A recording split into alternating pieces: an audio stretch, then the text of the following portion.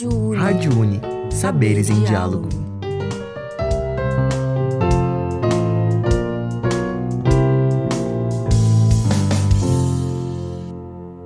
Olá, ouvintes da Rádio Uni, eu me chamo Antônio Colares e hoje nós estamos dando início à nossa 31ª edição. Bom, e para começar eu trago para vocês uma resenha do livro O Inferno, um dos 3 livros da Divina Comédia escrito por Dante Alighieri. Bom, Dante Alighieri foi um poeta italiano, florentino, mais precisamente, nascido no século XIII e viveu de 1265 até 1321. É importante ressaltar que, mesmo que a Divina Comédia seja um texto abordado muito religiosamente, por ser tratadas de parte do imaginário cristão em relação ao inferno, purgatório e o paraíso, ele também acaba carregando muitos traços políticos, principalmente se devendo ao fato de que o Dante era parte dos Guelfos, uma das 2 facções que estava em conflito lá na Florença desde o início do século XII. Então, isso foi um fator que influenciou muito na escrita dele, que tem traços bem vivos disso em todas as 3 partes da Divina Comédia, que ele se coloca como um guelfo, se opondo assim a outra facção que também disputava pelo poder, que eram os gibelinos. Bom, o Dante ele teve uma significância muito grande dentro da literatura, e tanto que a Divina Comédia até é tida como um dos clássicos universais mais importantes dentro da nossa literatura, né? Porque ela ajudou a construir dentro da sociedade humana no geral, principalmente a sociedade ocidental, né? A sociedade cristã, um imaginário sobre o pós-vida de toda a humanidade, né? Então, começando assim pela descrição do inferno, né? Depois passa para o purgatório e então termina com o paraíso. Bom, o inferno, essa é a primeira parte da Divina Comédia, ele é dividido, formado basicamente por 9 círculos, 3 vales, 10 valas e 4 esferas, assim, terminando toda a composição do inferno dentro da escrita do Dante. Um dos traços mais interessantes que carrega dentro da escrita do inferno, né, que é, querendo ou não, um fator de intertextualidade entre os textos clássicos, é a presença do poeta latino Virgílio, né? Esse poeta que escreveu Enéida, as Geórgias, acaba servindo como guia dele durante toda essa exposição do inferno. Então ele tem uma presença muito forte, é ele que guia, que explica como funciona todas as leis do inferno, por assim dizer. Bom, o inferno começa sendo apresentado por uma espécie de vestíbulo, e o primeiro círculo, que esse vestíbulo, no caso, são os ignavos, que são as pessoas que não foram praticantes do mal, mas também não foram, assim, tão regradas com a execução do bem, por assim dizer, né? Então foram pessoas, assim, meio que, talvez, sem dar muitas importâncias às leis de Deus que eles tinham na época. E o primeiro círculo, que é basicamente onde ficavam as pessoas que não tinham batismo cristão, né? Lembrando que durante esses 9 círculos eles estão meio que norteados por alguns princípios, e em cada parte do inferno os pecadores sofrem punições, né? Então são basicamente isso, são punições eternas, né? Então para cada pecado, para cada princípio que foi negado, que foi corrompido, as pessoas são castigadas eternamente, né? Basicamente esse é o conceito de inferno. Então, cada lugarzinho as pessoas são castigadas de uma forma diferente, condizente com o pecado que ele cometeu. Bom, os próximos 5 círculos, em específico o círculo 2, 3, 4, 5, 6, eles são norteados mais assim dizer por uma falta de comportamento no geral. É como é tido dentro do esquema do inferno como conceito incontinência, ou seja, uma falta de disciplina às leis de Deus, as leis que eram norteadas por toda a questão do cristianismo, né? Então, essas incontinências eram, assim, elencadas entre essas seguintes questões, esses seguintes pecados, assim, a luxúria, o lugar onde ficavam os luxuriosos, um lugar onde ficavam os gulosos, um lugar onde ficavam os ávaros e os pródigos, os iracundos e rancorosos, e por último, no círculo 6, os heréticos. O segundo pecado que norteia o próximo círculo do inferno é a violência e bestialidade, que é dividido em 3 vales. Um vale que é descrito sendo a violência e bestialidade contra o próximo, outro vale que é sendo descrito como a violência contra si próprio e outra contra Deus. Então, dentro da violência contra o próximo, a gente tem os tiranos e assaltantes, contra si próprio, os suicidas e gastadores, e no terceiro vale, contra a violência contra Deus, mais especificamente os blasfemos, os usurários e alguns outros. Já no oitavo círculo, esse é bem maior, ele é dividido entre 10 valas no total, que é tido como pecado norteador a fraude simples, no geral. Então, a gente tem dentro dessas valas a seguinte ordem: a vala 1, onde ficam os sedutores e rufiões; a vala 2, onde ficam os aduladores e lisonjeadores; vala 3, onde ficam os simoníacos; vala 4, os magos e adivinhos; vala 5, os traficantes; vala 6, os hipócritas; vala 7, os ladrões; vala 8, os maus conselheiros; vala 9, os cismáticos intrigantes; e vala 10, os falsários. Bom, e finalizando com o nono círculo, tendo como pecado norteador a traição, então dando ênfase que quanto mais fundo o inferno, mais severa a punição e, por consequência, maior o pecado, né? Maior a ofensa contra Deus, e sendo mais grave a traição, em que é composta por 4 esferas, que fecham a formação do inferno. Essas esferas são nomeadas da seguinte forma: Caína, Antenora, Ptolomeia e Judeca, sendo a Caína referente à traição contra parentes, a Antenora contra a pátria, a Ptolomeia contra os hóspedes e a Judeca contra os benfeitores. É necessário enfatizar, que talvez não apareça de forma tão clara dentro da leitura do poema, que se teoriza dentro da mitologia cristã que o inferno ele foi criado a partir da queda de Lúcifer, né? Então ele não estava dentro das criações de Deus, ele se criou a partir da queda de Lúcifer, já prevista dentro da mitologia cristã, né? Da toda a crença cristã. Bom, então a gente finaliza assim a questão da formação, né? Da descrição de como o poema se dirige, e vamos para questões mais específicas. Em questão de literatura, no caso, né? A gente vê dentro do poema épico dessa primeira parte do Inferno que ele não é um poema, não é uma leitura extensa, né? Ele se baseia basicamente entre 210 páginas no total, porém ele é uma leitura bem difícil mesmo, em questão de linguagem, e ele tem muitas referências intertextuais a várias obras literárias que vieram antes dele, né? Isso que já era século XIV, então ele carrega muitas referências, tem uma linguagem bem rebuscada, é algo bem complicado de lidar, porque ele é feito em versos, né? Então ele tem toda uma formalização que pode dificultar a leitura dele.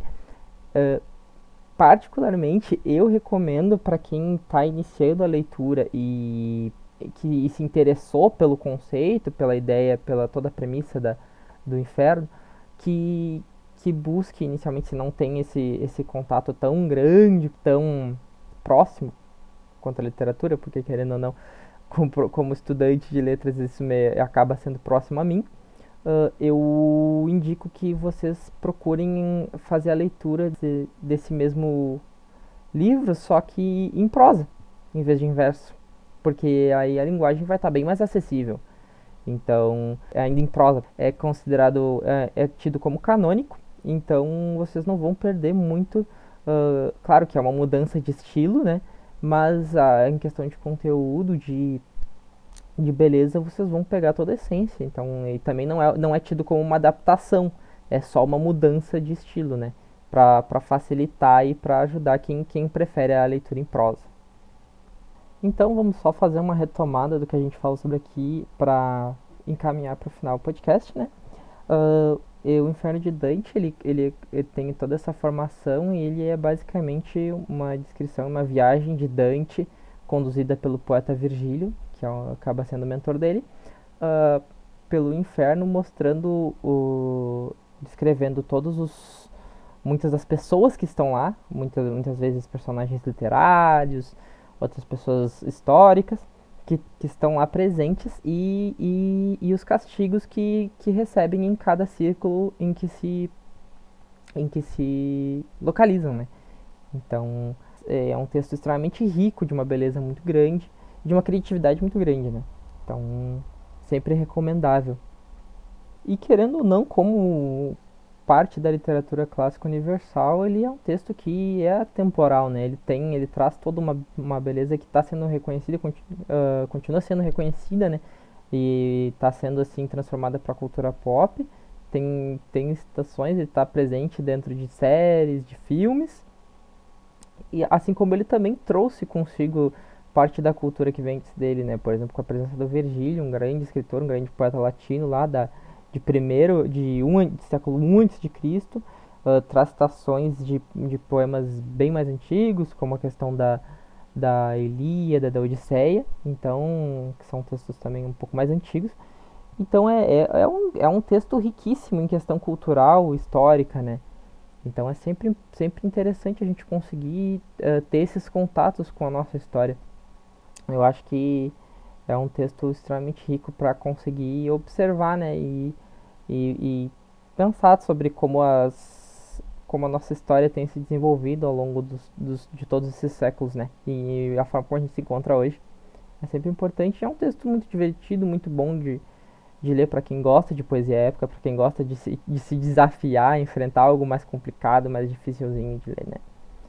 Então é isso, gente. Vou me encaminho para o final. Peço que vocês, se gostarem, compartilhem o podcast com outras pessoas que têm esse interesse literário, que vão nas nossas páginas do Pet Letras do Bagé, né? A gente tem a página no Instagram, no Facebook. Então vou deixar vocês com um trechinho aqui do Inferno de Dante, tá? Agradeço a presença de vocês até aqui e uma boa semana a todos. Para esta parte ele caiu do céu, e a terra toda que aqui se estendia, por medo dele fez do mar um véu.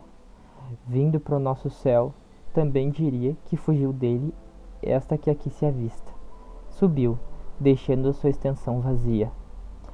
Aí embaixo há um lugar que tanto dista de Dite quanto a sua tumba se estende. Notado é pelo som, não pela vista. De um riachinho que pra cá descende, pelo suco por ele consumido, e em seu curso serpeja e pouco pende. Tomamos esse caminho escondido, ele e eu, para voltar ao claro mundo, e sem repouso algum, mas com sentido. Subimos, ele primo e eu segundo, até surgir-nos essas coisas belas que o céu conduz, por um vazio rotundo. Saímos por ali, a rever estrelas.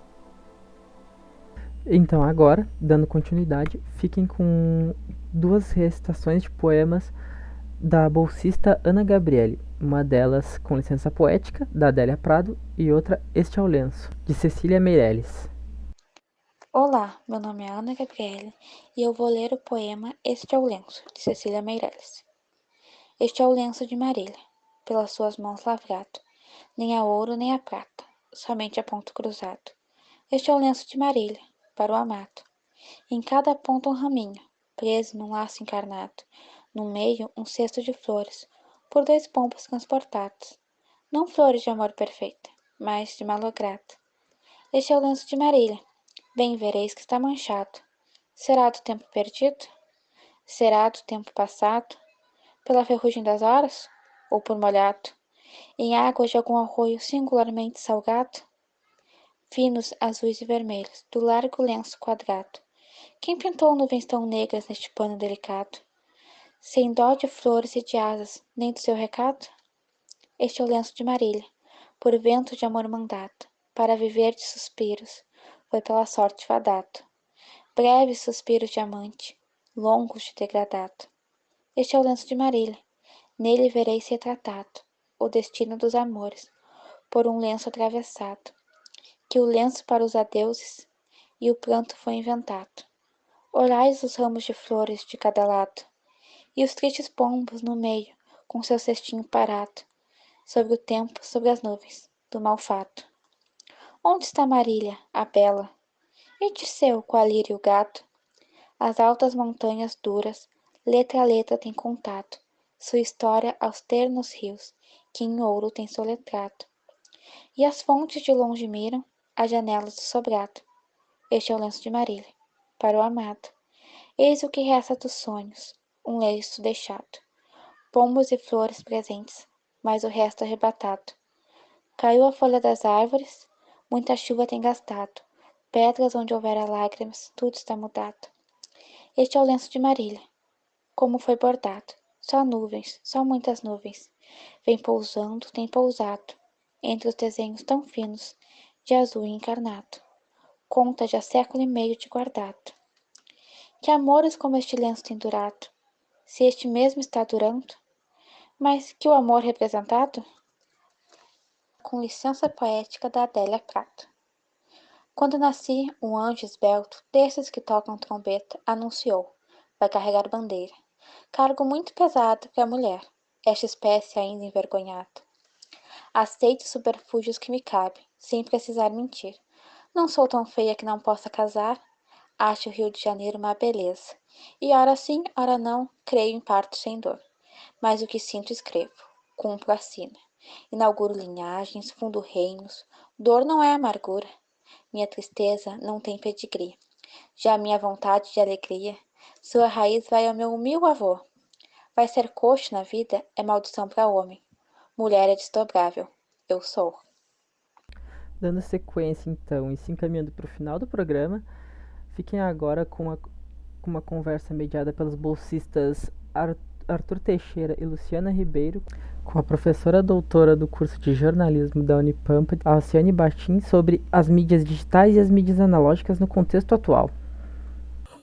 Oi, ouvintes, eu me chamo Arthur e hoje eu estou com a minha colega Luciana e iremos bater um papo com a professora do curso de jornalismo da Unipampa, a professora doutora Alciane Bastin, para falar um pouco sobre as mídias tradicionais e as novas mídias. Como de costume, eu sempre peço para o entrevistado se apresentar. Então, a senhora poderia fazer uma apresentação para os nossos ouvintes? Sim, tudo bem, como estão? Bom, como o Arthur falou, eu me chamo Alciane Bassin, sou professora da Unipampa, do campus São Borja, dou aula no curso de jornalismo e pesquiso principalmente o jornalismo nos ambientes digitais, né, nessas plataformas digitais, interação com as redes sociais, né, esse jornalismo mais contemporâneo.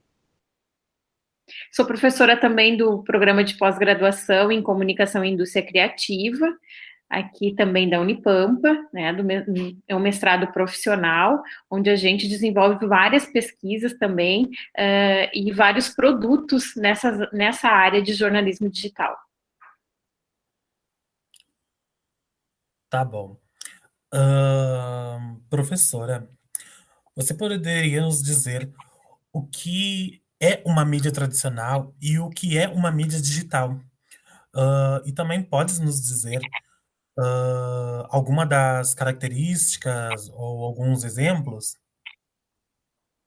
Bom, Arthur, hoje praticamente não temos uma mídia que seja totalmente tradicional, né? Eu até prefiro dizer, não prefiro chamar de tradicional, prefiro chamar de analógica, né? Que é difícil encontrarmos hoje, por exemplo, uma rádio, um jornal que não tenha um perfil no Facebook ou que não tenha um site, né, para divulgar todas as suas produções. Então, a diferença hoje em dia estaria mais no suporte, né? Os suportes analógicos hoje é o jornal impresso, é a revista impressa, é a rádio que nós ouvimos lá naquele radinho de pilha, no radinho que a gente conecta na tomada, né? Então, essas são as mídias analógicas, né? Mas hoje em dia a gente pode ler a Folha de São Paulo, por exemplo, tanto no formato impresso, né, quanto consumir ela via aplicativo ou via site. Então, aí nós estaríamos, quando nós estamos consumindo o jornal, ele impresso, nós estamos consumindo a mídia analógica. Quando nós estamos consumindo no aplicativo ou no site, nós estamos consumindo, então, a mídia digital. Né?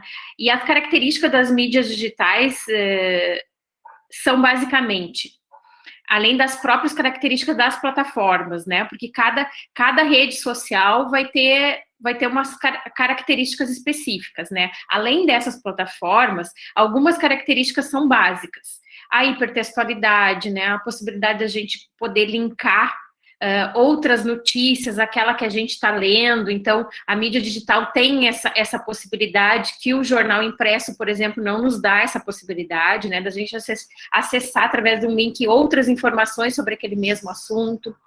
Ela tem a possibilidade de possibilitar mais interatividade entre o público leitor, né, e o jornalista, por exemplo. A gente praticamente tem o feedback do nosso leitor hoje em tempo real. Publicou, já está vindo comentário para tua matéria, né? Então, o feedback ele é instantâneo, o que nós não tínhamos, né, em algum tempo atrás, quando precisava 24 horas, no mínimo, para o jornal chegar às bancas, ou chegar casa do leitor, e daí os leitores começarem a comentar entre si, mas até chegar esses comentários lá no pessoal da redação, nos jornalistas, sobre aquele produto que eles produziram, levava um grande tempo, né? Então, essa instantaneidade também é outra característica própria dos meios digitais, né? Um conteúdo multimídia que a gente pode produzir. Eu posso escrever uma matéria, por exemplo, para um site, e nessa matéria eu tenho um trecho em vídeo, outro trecho em áudio, eu tenho fotos, eu tenho infográficos, eu tenho várias possibilidades expressivas que eu posso utilizar para transmitir aquela informação, sendo que nas mídias analógicas, embora haja uma multimedialidade, por exemplo, no jornal eu utilizo o texto e a foto. São duas mídias diferentes, né? São duas formas expressivas diferentes. Mas no meio digital eu posso reunir uma gama muito maior de multimedialidade aí para produzir essa informação e tornar esse meu conteúdo mais atrativo e mais interessante para o meu público, né? Outra característica é a possibilidade de personalizar cada vez mais a informação que a gente tem acesso, né? Eu posso escolher. Não, eu só gosto de receber aqui nas notificações do meu celular, do aplicativo, sei lá, da GZH que eu assino, somente informações sobre esporte. Só vai chegar até ti, né, aquelas notificações sobre esporte. Então, essa possibilidade de personalizar também que tipo de informação que a gente tem acesso hoje em dia, que a gente gosta de ter acesso, também é outra possibilidade dos meios digitais, né? E sem falar, então, nessa capacidade de memória muito grande que o meio digital tem. Para eu pesquisar, por exemplo, uma notícia que foi veiculada exatamente no dia de hoje, em determinado jornal, eu precisava ir no arquivo do jornal e lá, né, mexer num monte de jornal lá para ter acesso a essa memória. Vários os exemplos aí que eu poderia dar para vocês, e as características principais são essas, das mídias digitais. Professora, a senhora poderia nos dizer qual a diferença que a mídia tradicional e as novas mídias produzem para o engajamento das suas informações? Bom, a digitalização e essa hiperconexão da sociedade, né, ela nos leva a uma mudança cultural. Não é simplesmente uma mudança tecnológica que a gente passou ou está passando ao longo dessas últimas décadas aí, né? Um autor chamado Henry Jenkins, ele chama da cultura da convergência, né? Todas as formas de comunicação, as formas de participação estão convergindo, né? Estão tudo, por exemplo, nós temos o exemplo maior de convergência é o nosso aparelho celular, né? O nosso smartphone. Tudo a gente pode ter acesso aqui, tudo a gente pode fazer por aqui em termos comunicacionais, né? Então, há uma maior participação do público também na produção de conteúdo por conta disso. Aquele modelo antigo de comunicação linear, que a informação tinha dois polos, né? O polo do produtor e o polo do receptor, ele já se confunde. Não existe mais essa diferença de uma forma tão clara, né?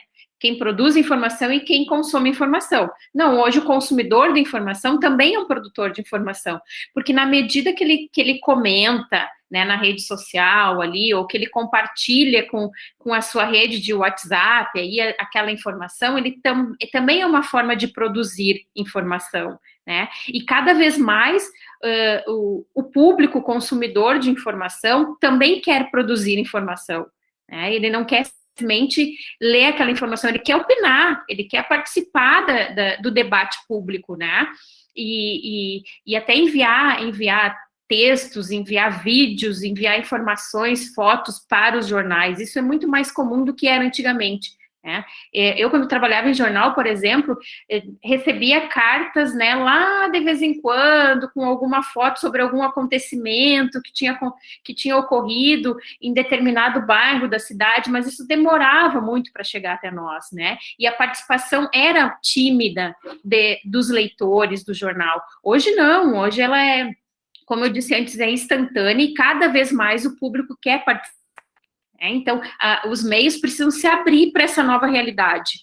As mídias, né, os meios jornalísticos, que é o meu foco de pesquisa e de estudo, né, eles precisam se abrir cada vez mais para esse tipo de participação, né? Não adianta criar hashtag para ter engajamento nas redes sociais se eu não aproveito a produção do meu público, né? Tem que abrir espaço para essa participação e para que essa participação seja mais efetiva, né?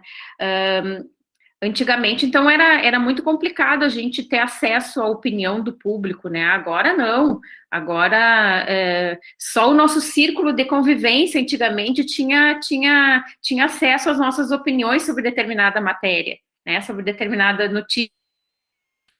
Então, hoje em dia, a gente critica mesmo, coloca na rede social, contraria, argumenta, né? Então, essa participação, esse engajamento é maior, né? Mas ressalto que ainda os jornais e a mídia do modo geral, as rádios, as TVs, ainda não estão abertas para essa maior participação do público.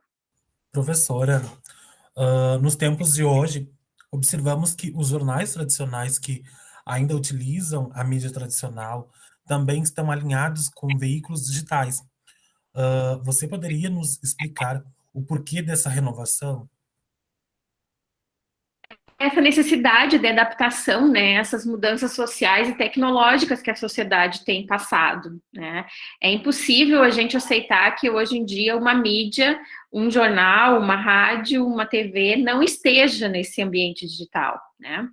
Hoje, na nossa sociedade, praticamente, então, não existe alguém que não utilize as mídias digitais, as redes sociais, né? Vivemos numa sociedade que está hiperconectada, né? E não só se falando em termos de mídia, existem bancos que são só virtuais, né? Que são só digitais, que não têm uma estrutura física, né? Então, a sociedade precisa se adaptar a essa nova realidade, né? Quando muitos estudantes concorrem aí a vagas de trabalho, e hoje em dia os empregadores vão e olham o perfil do estudante nas redes sociais, né? Então, se eu não estou na rede social, algo de errado tem comigo, né? Porque se o meu empregador vai dar uma espiada e não me encontra na rede social, por que esse sujeito, ele é antissocial? Por que ele não está na rede social, né? Então, aí já fica um pezinho atrás. Então, não tem como não estar nesses ambientes digitais,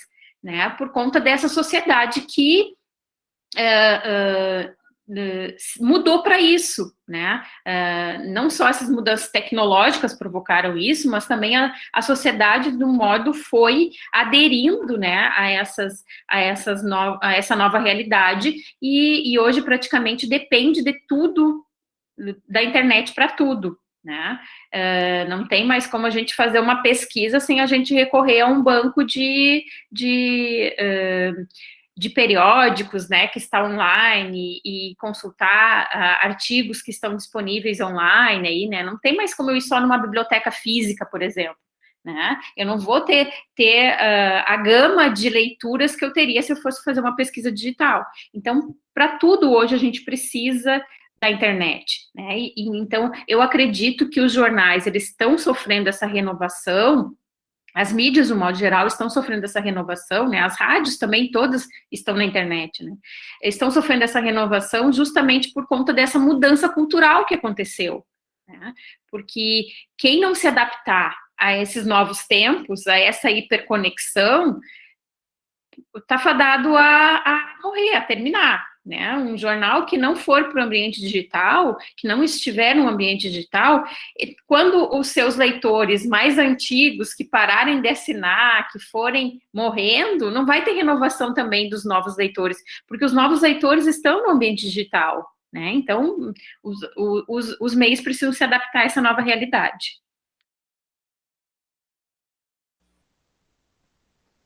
Professora, devido à era digital em que vivemos, na qual grande parte da população tem acesso à internet, com isso, gostaria de saber se há espaço para a mídia tradicional e para as novas mídias. Bom, é um pouquinho do que eu falei, né, agora há pouco, né, que se as mídias não se adaptarem, né, para essa nova realidade, para essas novas mídias aí, não entrarem nessas novas mídias, vão acabar morrendo, né. Eu estou falando especificamente das mídias jornalísticas, né, mas nós poderíamos, por exemplo, pensar no cinema. Se o cinema não tivesse se adaptado também a essa nova realidade, os filmes estavam acesso via Netflix, via Amazon, né, a uma série de filmes, todos os tipos de mídias acabaram se adaptando a essa nova realidade, né? O streaming de música hoje é totalmente digital, eu não preciso mais ir numa loja comprar um CD, né, que era muito comum antigamente. Então, todas as mídias acabaram se adaptando, né? Então, eu acredito que quem ficou parado no tempo, quem ficou parado nessa tradição, nesse analógico, se não morreu ainda, vai morrer, né? Então, acho que não tem muita alternativa. Tem que encarar essa nova realidade, né? E eu quero dizer assim, encarar essa nova realidade de maneira efetiva, não só estar presente, né, nessas plataformas, precisa realmente se adequar a essa nova linguagem, porque é uma nova linguagem, né? Então, o público jovem e os adultos de até no máximo uns 30 anos, aí pelo menos, eles já não assinam mais o jornal impresso, por exemplo. Né? Então, se esses jornais quiserem manter a audiência, quiserem manter um público efetivo, eles vão ter que se adaptar. E é lógico que não é, como eu disse antes, né, não é só transpor o conteúdo dessa mídia impressa, por exemplo, do jornal, para um site do jornal. Não, as mídias digitais, elas têm características próprias, né? Então, se eu tenho um texto lá no jornal impresso, eu tenho que pensar que ele não pode ser o mesmo texto que eu vou colocar no Facebook, o do Facebook não pode ser o mesmo que vai estar no Instagram, no TikTok, porque também varia a linguagem, varia a faixa etária do público, né? Então, tu tem que adaptar a linguagem para determinado público. Então, tudo isso tem que levar em consideração. Né? Não é simplesmente a linguagem dessas redes sociais, né? Ela requer uma linguagem mais dinâmica, mais jovem, mais atualizada, né? Que realmente converse com aquele tipo de público. Né? E que esses meios estejam abertos à interação, porque rede social é isso, é interação. Não tem por que estar numa rede social se tu não vai estar aberto para interação, né? Porque a principal característica da rede social são as relações, e as relações só se estabelecem via interação, né? As mídias que simplesmente copiarem conteúdos da maneira que divulgam ou publicam nos meios analógicos para o digital vão perder leitores e vão perder ouvintes. Por isso que a maioria dos jornais está vivendo uma crise econômica muito grande, né? Porque está perdendo leitores. O que eles estão fazendo? Eles estão simplesmente transpondo o conteúdo que está no impresso para o digital. E não, a linguagem é outra, tem que haver uma adaptação, né? Não é simplesmente uma transposição. Por que os podcasts hoje estão bombando aí? Porque é uma outra linguagem, não é aquela linguagem radiofônica que é passada para o ambiente digital. Não, é uma linguagem própria dos podcasts, uma linguagem mais dinâmica, né? Então, mesma coisa com os vídeos, né? Os vídeos jornalísticos, hoje, eles têm uma dinamicidade maior, os vídeos que estão na web, que estão no YouTube, por exemplo, né? E se a gente parar para pensar, os próprios telejornais já estão se adaptando a essa linguagem, né? Os meios tradicionais, eles acabam sofrendo uma certa influência dessas novas mídias, né? Porque a sociedade vai exigindo isso, vai exigindo que essas informações sejam mais dinâmicas, né? Muitos telejornais, por exemplo, já aboliram a bancada, que era algo muito comum antigamente. O jornalista ficava atrás de uma mesa, o público na frente, né?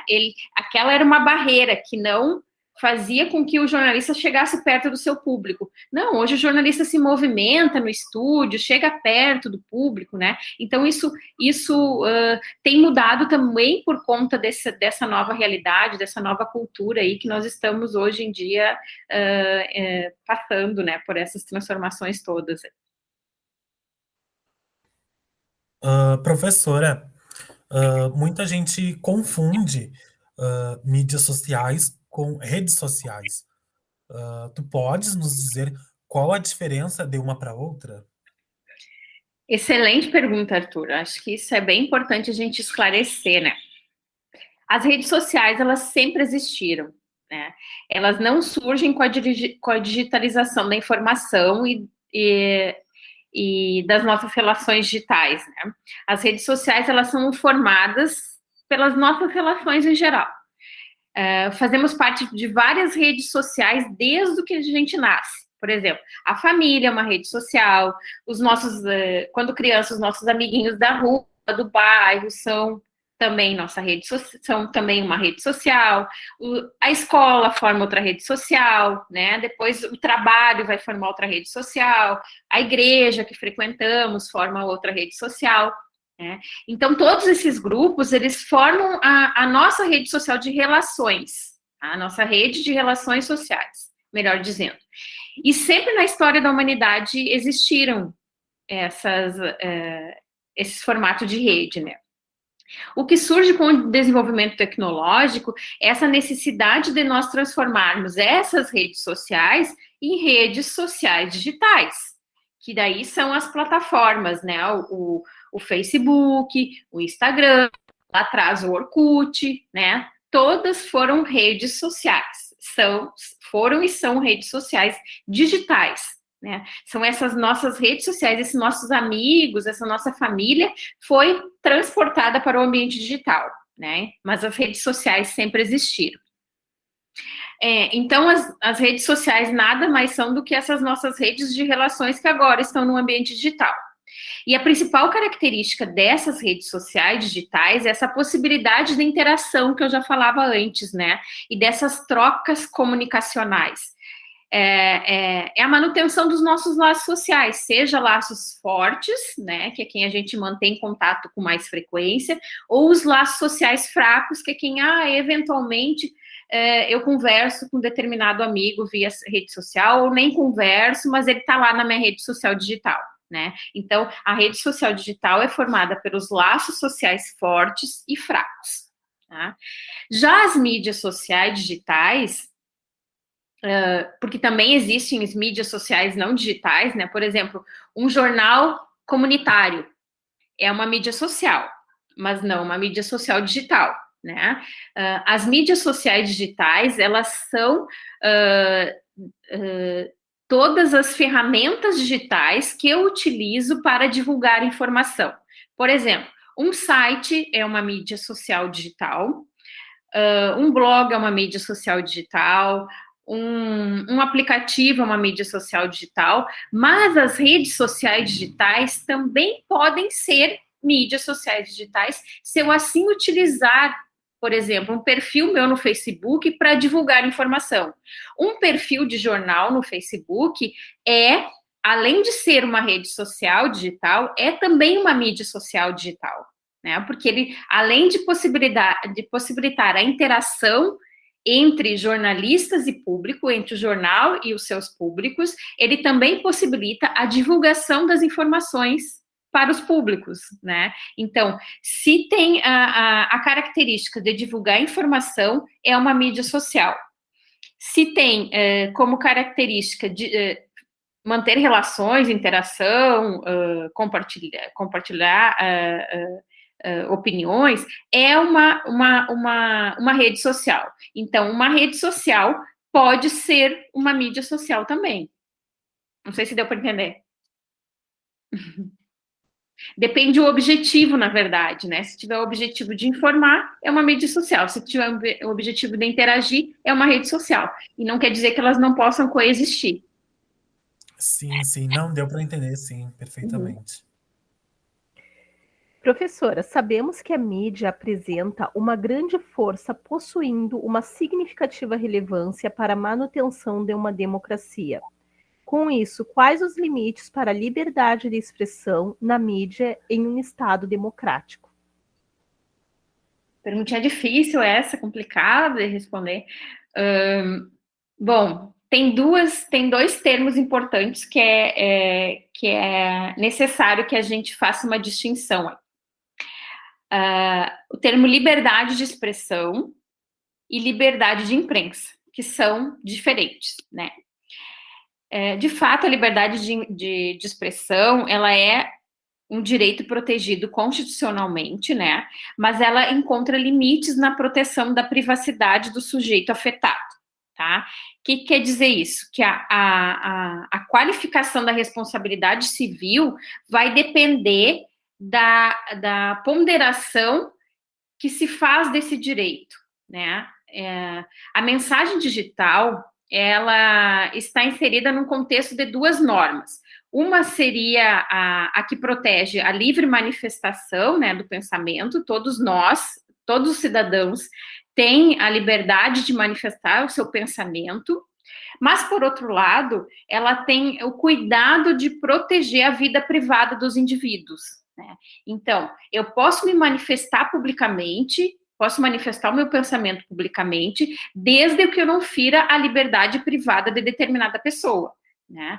Então, a gente deve levar em conta que a informação, ela é um bem público, né? É importante que se divulgue, né?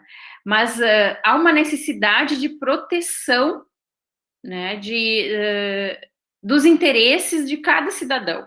Então, existe aí, na verdade, duas pontas, né, que precisam estar equilibradas. É como se fosse uma balança, né? Eu não posso usar muito essa minha liberdade de expressão, né? Se eu extrapolar essa minha liberdade de expressão, eu vou ferir um direito privado de alguém, com certeza, né? E aí que acontecem os bullying, né? E todas as outras formas de discriminação, né? Eu não posso extrapolar essa minha liberdade de expressão, que daí eu vou ferir a liberdade individual de determinado indivíduo, né? Então, isso é uma linha muito tênue, né, e complicada da gente medir, assim, por isso que ela é gerida juridicamente, né, e que está na Constituição a defesa dessa liberdade, mas com essas ressalvas, né. Então, é importante que se coloque limites a essa liberdade, né? E é isso que a legislação faz. Mas nós temos observado com frequência que muitos usuários nas redes sociais utilizam para promover ofensas, para propagar fatos e acontecimentos mentirosos, falsos, né? E até mesmo praticar o bullying, como eu falei antes, né? Então, isso é um problema que precisa dar limites a essa liberdade de expressão, né? E ela é inerente às redes sociais, sempre teve, né? E ela sempre foi limitada, né? Não é porque agora acontece maior número de ofensas, maior número de propagação de informações falsas, né? Que foi limitada essa liberdade de expressão. Não, ela sempre existiu esse limite, né? Justamente para não se violar, né? E ocasionar danos morais e danos materiais para alguém, né? Então a gente tem que ter cuidado na forma que nós vamos nos expressar, né? E expressar opiniões não é ofender alguém, né? Tem limites para tudo isso. Então, se de um lado as redes sociais elas acabam democratizando, porque todos nós temos essa possibilidade de nos posicionarmos nas redes sociais e divulgar as nossas opiniões, né, expor as opiniões, elas também acabaram permitindo, então, que essas pessoas, né, mal intencionadas e maldosas também utilizassem das redes sociais para e muitas através até mesmo de anonimato, né, de divulgar informações que não são verdadeiras ou que acabam ofendendo outras pessoas, né. Então a rede social ela também tem esse lado aí perverso, né, mas eu costumo dizer sempre para meus alunos que não existe uma tecnologia que seja boa ou ruim, né. Essa não é uma característica da rede social, não, essa é uma característica dos usos que nós, seres humanos, fazemos das redes sociais, né? Elas não são nem boas nem más, né? Isso vai depender da relação que se estabelece ali dentro e das trocas comunicacionais que a gente efetivamente faz ali dentro, né? Realiza ali dentro. Então, vai depender muito de mim se ela vai ser uma rede social boa ou má, né? Das ações dos seres humanos dentro dessa rede. E a liberdade de expressão é, então, uma garantia fundamental, o exercício de toda forma de cidadania, né? A participação social, principalmente em ambientes de audiências públicas, por exemplo, que podem utilizar as redes sociais para coletar informações e opiniões da opinião pública, né? Então, acho que esses espaços digitais e essas redes sociais, elas deveriam ser mais utilizadas para que as pessoas efetivamente usassem as suas liberdades de expressão dentro desses limites, né? Agora também tem a liberdade de imprensa, né? A liberdade de imprensa ela é focada na liberdade que os veículos de comunicação têm para se expressar. Não há como exercer os principais fundamentos do jornalismo, que é informar a opinião pública sobre fatos verídicos, né? Se esses meios não tiverem total liberdade, né? Em geral, sem essa ampla liberdade, não tem como fazer jornalismo, porque o jornalismo ele deve atender à sociedade, noticiando, informando, denunciando, inclusive, né, detalhando tudo aquilo que é de interesse público. E nem sempre o que é de interesse público agrada os poderes, os poderosos, né, os poderes de uma forma geral, poder econômico, poder político, né. O que o jornalismo tem o dever de fazer é seguir eticamente a verdade e divulgar as informações que são de interesse público, né? E com certeza o gasto que fazem dos impostos e do nosso dinheiro é de interesse público, né? Então, por isso que há esse embate aí entre imprensa e governo sempre, porque a imprensa também acaba sendo, entre aspas, um órgão fiscalizador do governo, né? Porque ele tem que olhar para os gastos e divulgar como está sendo feito esses gastos. Eu acho que isso é uma função também da imprensa, né? Então, ela acaba sendo importante para toda a sociedade, porque os veículos de comunicação devem, sim, ser capazes de denunciar e dar informações sobre escândalos, seja escândalos de governo, seja escândalos de empresas privadas, né? Tem que mostrar as irregularidades que acontecem, né? Assim como deve ser mantida, então, a soberania investigativa do jornalista, né? Que ele tem que trazer à tona essas questões que muitas vezes são invisíveis e que os próprios governos ou instituições privadas querem esconder, né? Porque se Se o jornalismo divulga algo que não é interessante em determinada empresa, com certeza ela vai bater no jornalista, vai bater no veículo, vai bater no programa de TV, vai bater no jornal, né? Isso é muito normal. A gente tem que começar a levantar as orelhas, assim, se preocupar quando não há esse embate entre imprensa e poderes, né, e governos e empresas privadas. Quando não há, é porque algo está acontecendo de errado com os meios de comunicação, né, porque eles estão agradando, então, aos poderosos. Se eles não estão reclamando, é porque para eles está tudo bem, né, então, quando não há esse embate, que a gente tem visto com frequência, né, mas que a gente tem que estar de olhos bem abertos para que não haja retrocessos democráticos nesse sentido, é que a gente tem que se preocupar. Tá?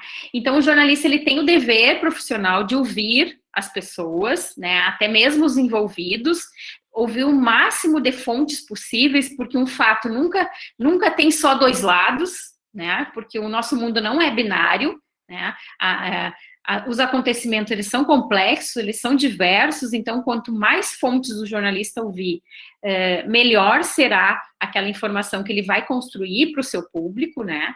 Então, essa é a obrigação ética e moral dele, de ouvir todos os lados, todas as questões que estão envolvidas, mas, ao mesmo tempo, ele também não deve confundir essa liberdade de imprensa para fazer coisas que não se deve, né? Tentar manipular informação, né? Em toda profissão existem os bons e os maus, né? Então, também existem maus jornalistas que acabam também ferindo essa liberdade que eles têm. Assim como tem os cidadãos que acabam contrariando a liberdade de imprensa, extrapolando, também existem os jornalistas que acabam ferindo a própria liberdade de imprensa, então isso acaba gerando essas discussões aí de retrocesso, de censura, né? Então, a gente tem que ter o cuidado para a gente manter essa nossa liberdade, né? Mas sendo vigilantes, né? Dentro dessa liberdade mesmo de trazer para o público o que é de interesse público, né? E tendo atenção aos fatos em si, os fatos verdadeiros. Daí a gente mantém a democracia, né? Porque sem o jornalismo livre não existe democracia. E uma ditadura, já dizia um autor aí, que agora eu não me recordo, mas é um autor português, que ele diz que também não há ditadura que aguente um jornalismo livre, né? Que se sustente com um jornalismo livre. Então é necessário que a gente tenha uma imprensa livre por conta disso. Sim, concordo também plenamente. Professora, muito se discute sobre a omissão ou ocultação dos fatos noticiados ou reportados. A exemplo disso é que, recentemente, a grande mídia noticiou que um grupo empresarial estava sonegando impostos. Daí, o que se via nos comentários dessa notícia era: que grupo é esse? Quem são os empresários, né? Então, foi possível identificar de quem se tratava por conta da residência em que esse grupo morava. E, ao contrário disso, por exemplo, quando se trata de noticiar um julgamento sentencial de sujeitos pobres e principalmente negros, a mídia faz questão de lembrar o fato e principalmente fotografar o sujeito que está sendo condenado. Então, eu gostaria de saber por que você acredita que os jornais utilizam desses meios para produzir as suas notícias ou reportagens.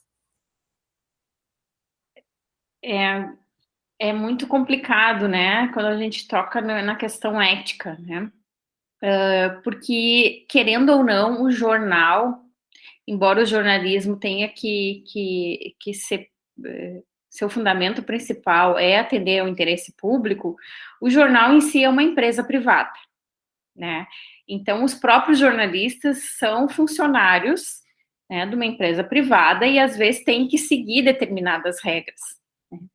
E o jornal, do modo geral, ele precisa se manter economicamente. E como que ele se mantém economicamente? Hoje em dia, assinatura nenhuma mantém um jornal, né? Até porque caiu muito o número de assinaturas, né, de impresso, e as assinaturas digitais geralmente são bem mais em conta, né? Acaba não sustentando o jornal. Então, como que o jornal se mantém? O jornal se mantém com publicidade. Quem é que anuncia as publicidades? As grandes empresas, né? Eu, uma pessoa física, dificilmente vou anunciar num jornal, num grande veículo, numa Rede Globo, por exemplo, porque não tenho verba para isso, né? Mesmo que se eu fosse, sei lá, uma professora particular que quisesse divulgar o meu trabalho, né, e para ter mais aluno, eu não conseguiria fazer isso, porque realmente as verbas são exorbitantes. Então, o jornal, por ser uma empresa privada, ele acaba tendo esse problema ético, né? Que, ao mesmo tempo, isso é um conflito ético de todo jornalista, né? Porque, às vezes, ele quer divulgar informação,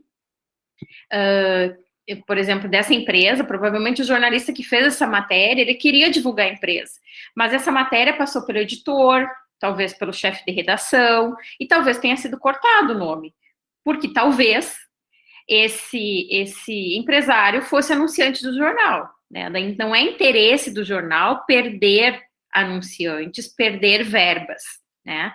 Então, até mesmo para manter o cargo do jornalista. Então, é lógico que isso não deveria acontecer, né? Se nós tivéssemos, por exemplo, uma imprensa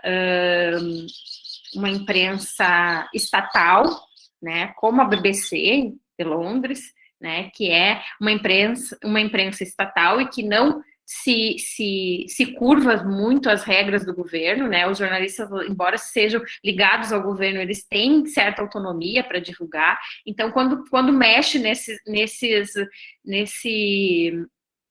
âmbito mais empresarial, eles têm liberdade maior para divulgar as informações do âmbito empresarial, justamente porque eles não precisam dessas verbas, né? Porque eles vivem de verbas públicas, eles não precisam das verbas das empresas privadas para se manter.